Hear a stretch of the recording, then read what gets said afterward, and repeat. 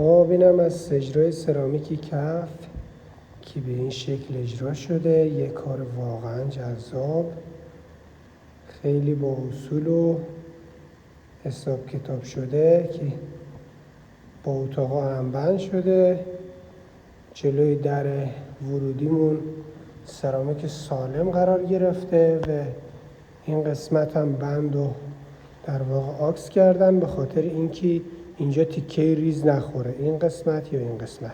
جلوی درم که یه دونه سالم قرار گرفته که خیلی هم کار شیک به آدم نشون میده. اینم از اتاق که به این شکل هم بند شده، واقعا عالی در اومد. اینم از این اتاق که بند کار رفته داخلش چرخیده و این قسمت هم که سرویس داریم، کفشوهای سفارشی خطی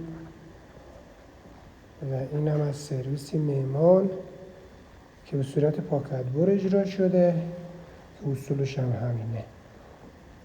و این قسمت هم که دوباره میریم سرویس میبینیم. اینم کفشوی سفارشی خطی. چقدر قشنگ این کفشور خطی ها، این کار خوشگل.